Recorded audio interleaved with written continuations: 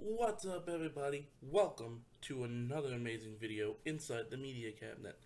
Got an awesome video for you guys today.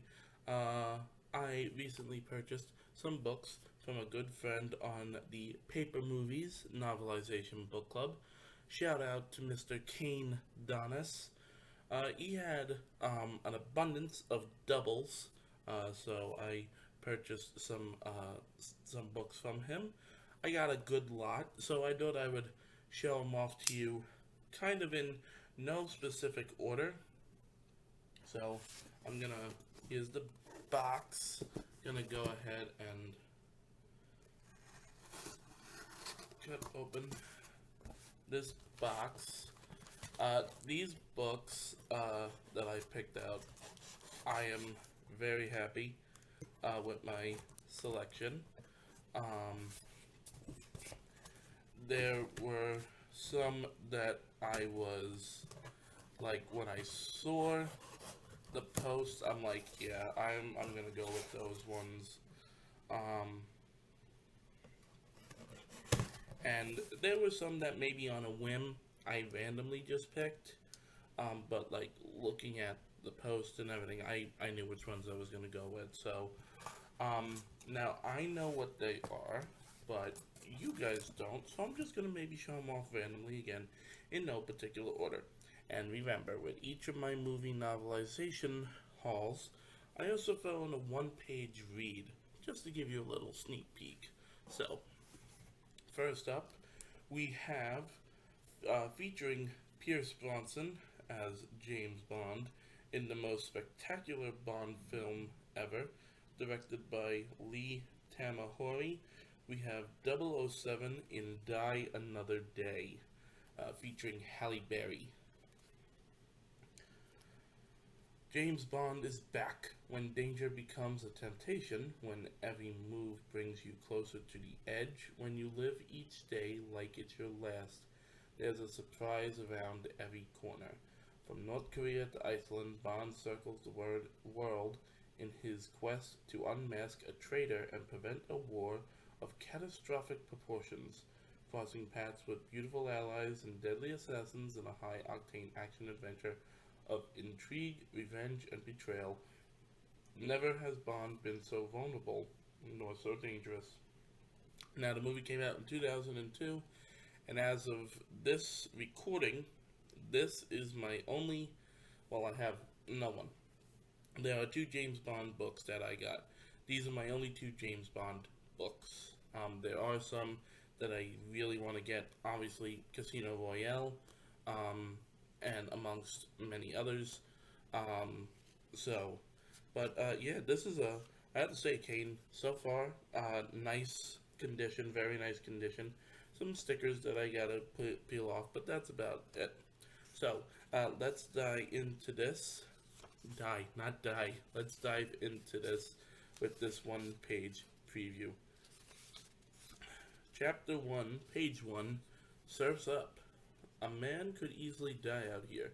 The thought passed through his head as he and his two companions fought the raging surf, desperately clinging to their boards. The full moon illuminated the distant coastline with an eerie white glow that created phantoms out of the concrete pillboxes and radar dishes. The moonlight wasn't adequate for their purposes, but the night vision goggles made up for the defect. Though through them he could actually see the barbed wire that forfeited the beach. The sharp points glistened like stars dotting the landscape. The three men paddled the surfboards ferociously in an attempt to catch a massive wave. They managed to get up, but not for long. The huge wave quickly crashed over and wiped out two of the surfers. The one man who kept his balance found himself on top of what he... And that's it. That is the end of the one-page preview for 007 Die Another Day. Excited to read this one. I know I'm way far off when it comes to James Bond books. I know you can also check out, I believe Adam and Jeremy did like a retrospect of each of the James Bond books. So you could check out Stupid Stupid Chainsaw Productions, and of course Adam's Channel. So, yeah, die another day. And next.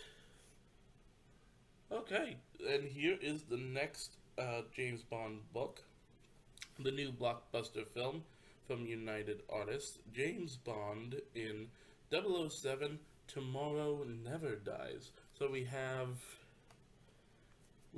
Die Another Day and Tomorrow Never Dies.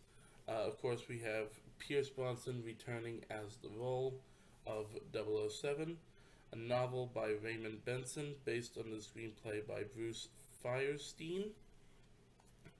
Nice, beautiful cover on here. Literature's most celebrated spy, James Bond, remains irresistible. A comment from Time. A man who can start a war anytime and any place and profit from it would be the most powerful man in the world. Elliot Carver knows this, and he has the plan to turn his media conglomerate into a true empire, exploiting global conflicts he creates with on-the-spot news coverage, guaranteed to bring him the highest ratings in television history. It starts with a sudden mysterious skirmish that leaves two Chinese MiGs and a Royal Navy frigate at the bottom of the South China Sea. It could end with an all-out world war on live TV, but there is one man who could stop it. James Bond. And this quote is from Cincinnati Post. Like good whiskey, Bond seems to just get smoother with age. The blockbuster film from United Artists starring Pierce Brosnan as James Bond. This is again a nice looking cover. And again, I just want to say, I have not seen any of these James Bond movies. I was introduced to James Bond with the Daniel Craig movies because I wanted to see No Time to Die. So I started watching Casino Royale and so on and so forth. So let's see, in this one, we of course have Pierce Brosnan, Judi Dench, Joe Don Baker, Terry Hatcher, Jonathan Pryce, I believe, and Michelle Yeoh. And let us jump into our one-page preview.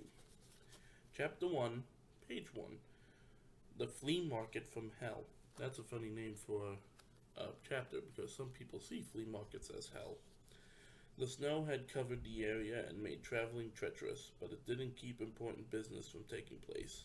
They had come from different parts of Europe and the Middle East to make their deals, trade, haggle, and they hoped return home with bargains. The isolated landing strip in the Kabir Pass just at the border of Afghanistan and Pakistan was the perfect marketplace. It was a narrow, winding passage through the Safed Coast Mountains of the Hindu Kush range, enabling travelers to cross the daunting terrain between the two countries. The Kabir Pass is a location rich in history. In the 5th century BC, Darius I of Persia marched through it to the Indus River.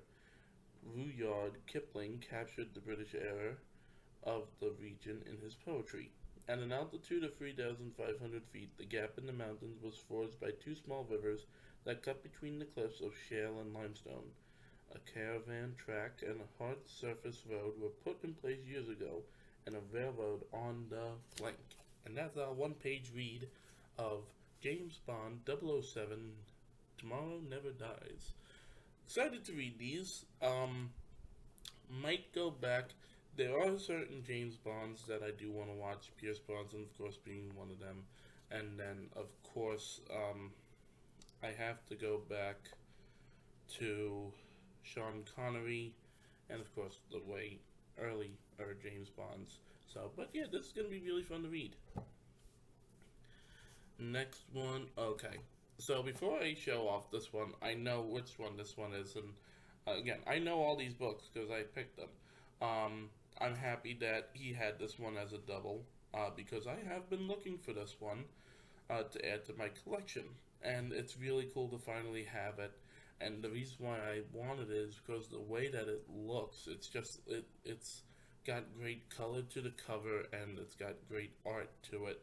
And it is the novelization for Max Allan Collins' Dick Tracy. A town this tough needs a cop this tough.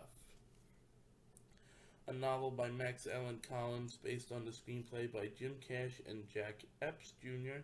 and Bo Goldman and Warren Beatty. Yeah. Now a major motion picture from Walt Disney Pictures. Calling Dick Tracy, calling Dick Tracy. There's a big trouble on the wrist radio.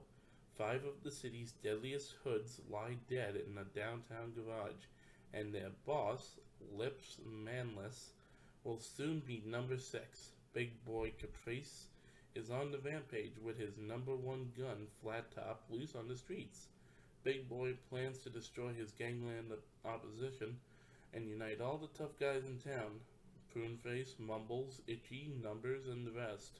In an organized reign of terror, just one man stands in Big Boy's way. Dick Tracy. Soon the ace detective will be hit from all sides by the ferocious Big Boy himself, by Breathless Mahoney, the sizzling Chastress who wants to snag Tracy away from his girl, Tess Trueheart, and by a mysterious faceless figure, the Blank, who may have found the ultimate way to end Tracy's crime-stopping career for good. Walt Disney Pictures presents Warren Beatty in Dick Tracy, original score by Danny Elfman, editor Richard Marks, production yada yada yada yada yada. 1990, distributed by Buena Vista Pictures Distribution Incorporated. So, produced and directed by Warren Beatty. So, again, I have never seen Dick Tracy. I know, flood the presses. But again, isn't this just a beautiful cover? It's just like the yellow and everything is just really nice. Alright. Let's get into our one-page read.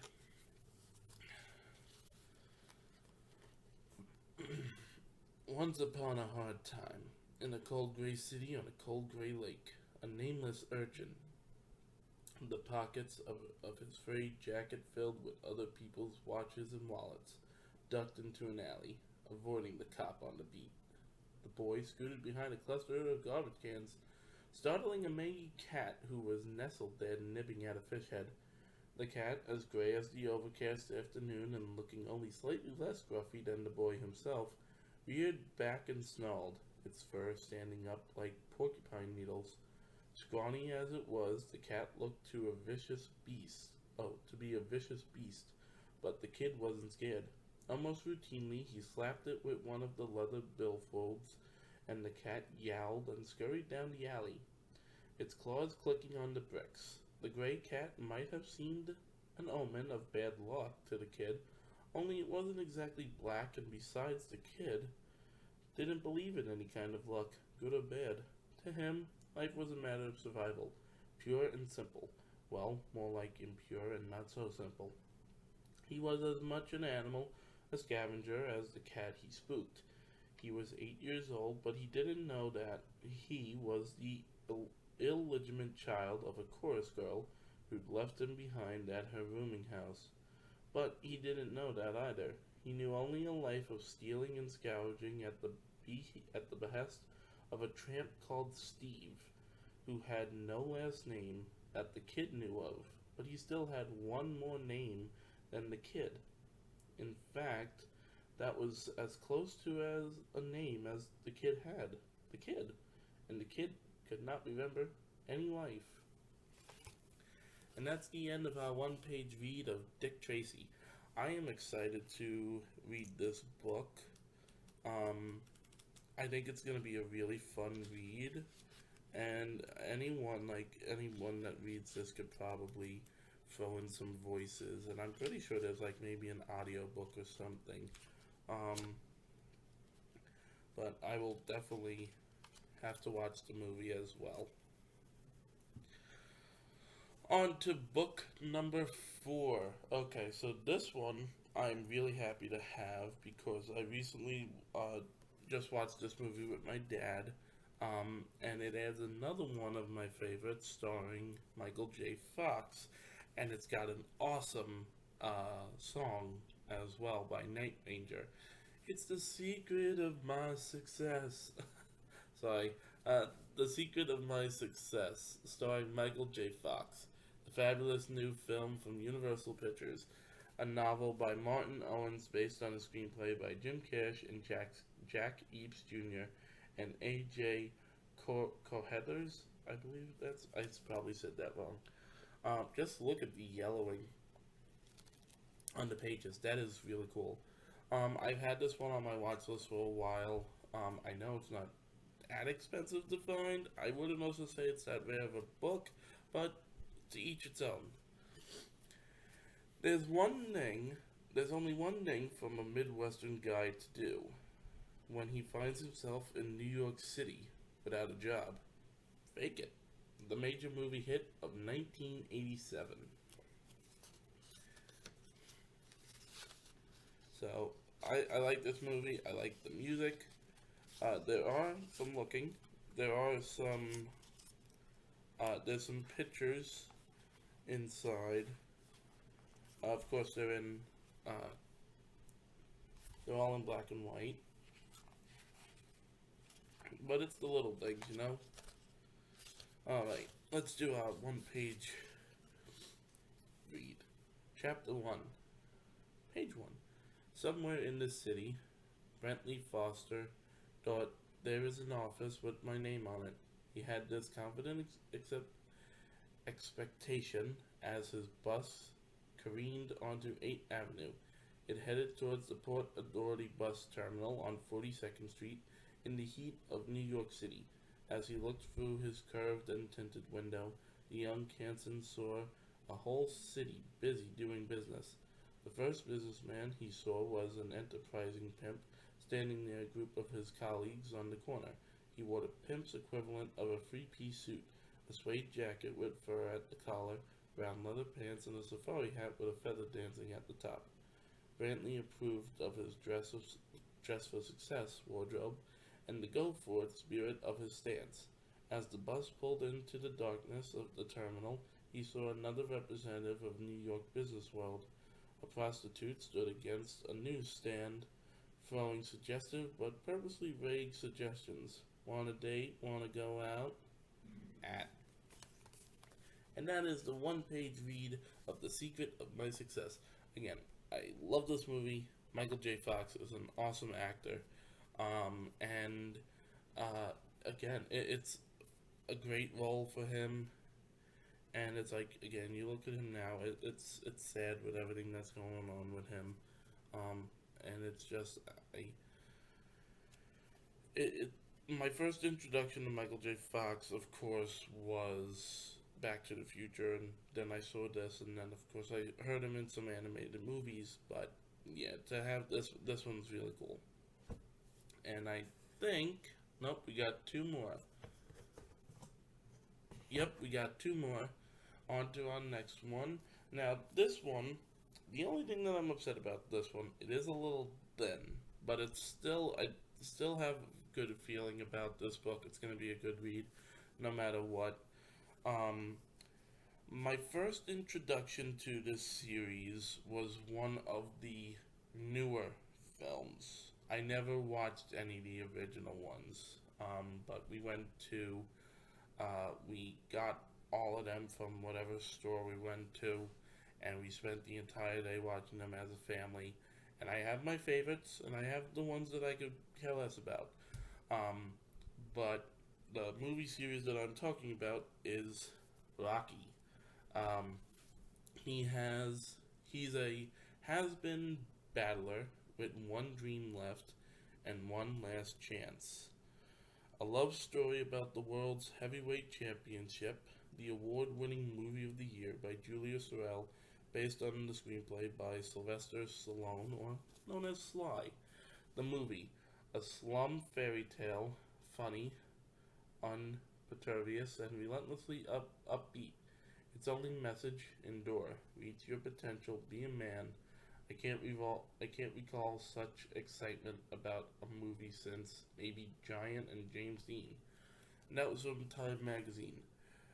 An oasis of upbeat expectations, hardened cinema cynics have actually been seen standing up and cheering.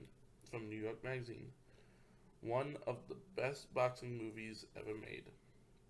Maybe the best, Pete Hamill, is a book that, like the movie, will have you laughing, crying, and cheering out loud.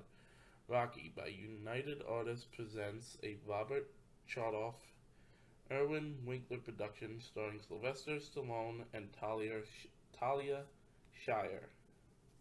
Rocky. The Italian Stallion, the heavyweight champion.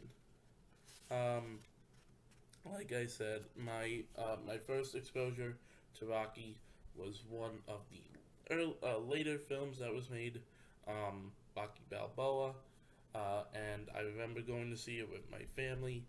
And during the final scene of the movie, I stood up in the theater, yelling at the screen, and that's my earliest memory of Rocky. And then, like I said, we bought all the movies, we watched all them, we have all them still. Would be awesome to see like a 4K restoration just to see how awesome they would be. So, but yeah, this like Top Gun, I would say, is one of those movies that fathers should show their sons as like a rite of passage or something. It's that awesome. So again, it's dead, but all right, and let's do our one-page read. November 12th, 1975. A cold night in Philly. Hot action inside the Blue Door Fight Club, a room that resembled a large, unemptied trash can. The boxing ring was extra small to ensure a constant battle, and the lights overhead had barely enough wattage to illuminate the dim recesses of the mind, much less the dim specters of the ring. Two fighters, one white, the other black, were going at it. The white fighter, Rocky Balboa, had a face covered with scars. His nose was flattened, and his mouthpiece forced his mouth into what looked like a threatening smile. His black hair, shiny with sweat, tickled his eyelids. He moved forward, machine-like, as the black fighter, a younger man, heavy but trim and beautifully muscled, danced around Rocky, banging combinations into his face with great accuracy. Rocky's head jerked back, but the punches didn't even cause him to blink. He grinned at his opponent and kept grinding ahead. The people at ringside sat on folding chairs and clamored for blood. Some of the crowd drank, and that's it. That's the one-page read for Rocky. I'm really excited to get into this book. Again, I love all the movies. I have my favorites. And of course, I even love Creed, the spin-offs. So, again, I can't wait to read this. And we're on our final book. If you choose to accept it, it will be a grave mission with dire consequences.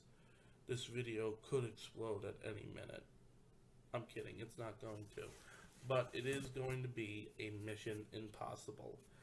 The breathtaking novel of nonstop action and sweeping suspense, starring Tom Cruise as CIA agent, Special Agent Ethan Hawke, and his highly skilled Impossible Mission Force specializes in perilous last chance assignments. An expert of intrigue and a master of disguise, Ethan has never failed to bring a case to a successful close until now. Their latest operation to retrieve a top-secret list of undercover American agents in Europe is moving along smoothly when something goes terribly wrong and the secret government list vanishes. In a final brutal twist, Ethan himself is accused of betraying his country. From the misty streets of Prague to the windswept fields of Midwest America, Ethan Hunt's new challenge, whether or not he decides to accept it, whether or not he decides to accept it, is to unmask the real traitor and stay alive long enough to clear his name. Using all the arsenals in his possession, from high-tech toys to wits alone, he must chase down his unknown nemesis in a desperate attempt to overcome this unexpected and most deadly mission impossible. I know that there is another version of this book with a different cover. This is a nice red cover with the silhouette of Tom Cruise, Ethan Hawke. Um, Ethan Hunt. I keep saying Ethan Hawke. That's an actor. This is a character. Um, this is a nice one from Paramount, from the Paramount Motion Picture. A novel by Peter Barancini, story by David Kiop and Stephen Zawlin, screenplay by David Kiop and Robert Town. So, again, nice cover.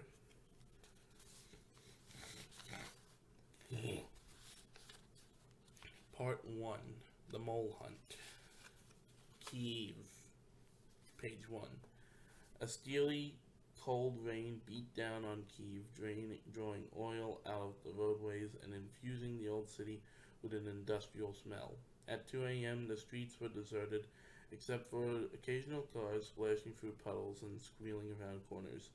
Shattering the steady rhythm of the rain, the only people on the streets at this hour were either drunk or dangerous, most likely both.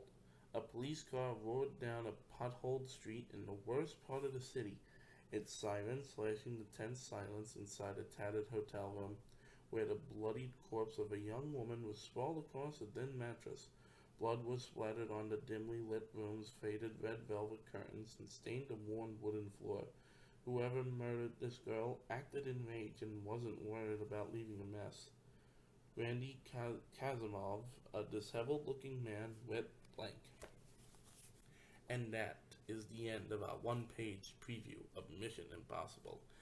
And that is also the end of this amazing book haul.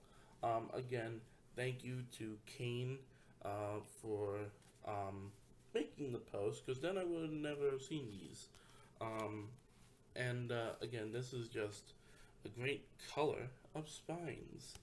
I'm excited to get into each of these. The one that I'm most excited for is Dick Tracy, Secret of My Success. Rocky, I'm excited to read. I'm excited to read all of these. I think all of these are going to be a fun read.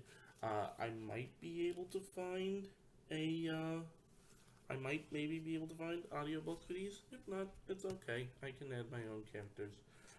Anyway, as always, thank you guys for checking out today's video.